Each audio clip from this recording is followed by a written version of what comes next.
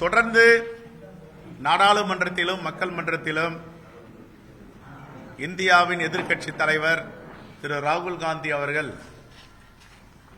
இந்திய தேசத்தின் சொத்துக்கள், இந்தியாவின் வருமானங்கள் அனைத்தும் ஒரு நபரை நோக்கி செல்கின்றன. அவர்தான் அதானி. அதானி குழுமத்திற்கு 10 ஆண்டுகளாக அரசு காட்டுகின்ற சலுகை, வரி தள்ளுபடி, கடன் தள்ளுபடி, விமான நிலையங்கள், துறைமுகங்கள், மின் உற்பத்தி செய்யும் நிலையங்கள், கிரீன் எனர்ஜி, இது எல்லாம் வாரி கொடுத்து ஒரு தனிநபரை ஒரு மிகப்பெரிய உலகளவில் பணக்காரராக ஆக்கின்ற நோக்கத்தை நரேந்திர மோடி செய்து வருகிறார் என்று நாடாளுமன்றத்திலும் மக்கள் மன்றத்திலும் தொடர்ந்து கேள்வி எழுப்பி வருகிறார்கள். ஏற்கனவே இண்டன்பெர்க் ரிப்போர்ட் அதெல்லாம் ஒன்றுமில்லை என்று அவருடைய பிரச்சார யுக்தியால் மக்களை மறக்க செய்தார்கள். இப்பொழுது அமெரிக்காவில் FCPA என்ற ஒரு அமைப்பு வயர் ஃப்ராட் கான்ஸ்பிரசி என்ற சட்டத்தின் கீழ் வழக்கு பதிவு செய்திருக்கிறார்கள்.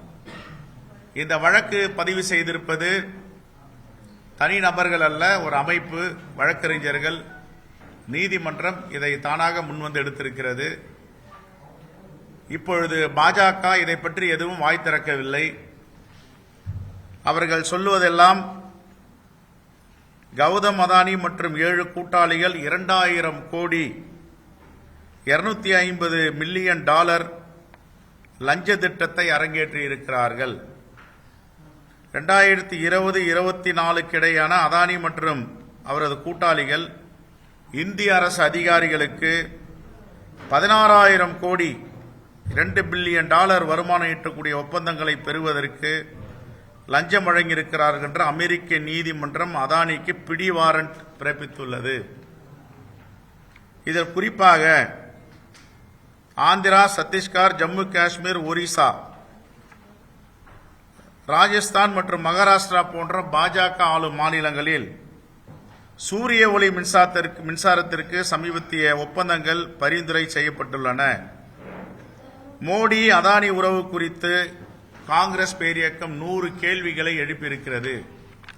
இதுவரை பதில் இல்லை.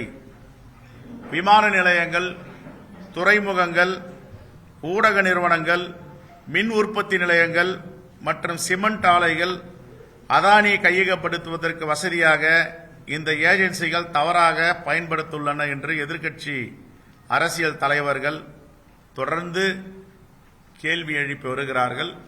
இந்த கேள்வியை எழுப்பினால் எதிர்க்கட்சிகளை முடக்கவும் எதிர்க்கட்சி முதலமைச்சர்களை சிறையில் அடைப்பதும் மோடி அரசின் வாடிக்கையாக இருக்கிறது.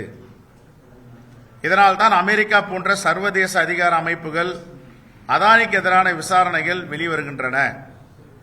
FCPA, வயர் ஃப்ராட் கான்ஸ்பிரசி என்ற வழக்குகளை பதிவு செய்திருக்கிறார்கள். இதற்கெல்லாம் பதில் சொல்லவில்லை. LIC நிறுவனத்திற்கு 8,700 கோடி ரூபாய் இழப்பு. எதற்காக 8,700 கோடி ரூபாய் LICக்கு இழப்பு? அதானி பங்குகளில் முதலீடு செய்வதற்கு LICக்கு நிதித்துறை ஆணை பிறப்பித்திருக்கிறது. அதிகமான விலைக்கு அதானியுடைய பங்குகளை LIC வாங்குகிறது. LICயில் இருப்பதெல்லாம் மக்களுடைய பணம், இந்த தேசத்து மக்களுடைய பணம். இதையெல்லாம் அதானி பங்குகளை ஏற்றுவதற்காக, புள்ளிகள் உயர்வதற்காக, சதவிகிதத்தை உயர்த்தி காட்டுவதற்காக முதலீடு செய்திருக்கிறார்கள். கடைசியில் இவர்கள் செய்கின்ற குற்றம், அதானி நிறுவனத்தில் இருக்கின்ற தவறான வழிகாட்டுதல்கள், குற்றங்கள், இது வெளியே வந்தவுடன் ஸ்டாக் மார்க்கெட் கிராஷ் ஆகிறது, கீழே விழுகிறது. கீழே விழுவதால் பல ஆயிரம் புள்ளிகள் கீழே விழுந்தவுடன் நட்டத்தில் ஒரு பங்குகளும் இருக்கின்றன. இதனால் 8,700 கோடி ரூபாய் LICக்கு பாதிப்பு என்று அறிக்கைகள் சொல்கின்றன. இதற்கெல்லாம் பாஜகவுடைய தலைவர்கள் வாய் திறப்பதில்லை. அதே போன்று செபி விதிமீறல்கள் ஏற்கனவே பலமுறை சொல்லியிருக்கிறோம். அதானியுடைய பங்குகளை உயர்த்துவதற்காக, அதானியுடைய பங்குகளை மொரிஷஸ் போன்ற நாடுகளில் இருந்து பணங்களை கொண்டு வந்து அதை வாங்குவதற்கு செபியின் தலைவர் மாதவி கூச் அவர்கள் துணை போனார் என்று குற்றம் சாட்டப்பட்டிருக்கு. இதுவரை அவரை விசாரணைக்கு அழைக்கவில்லை.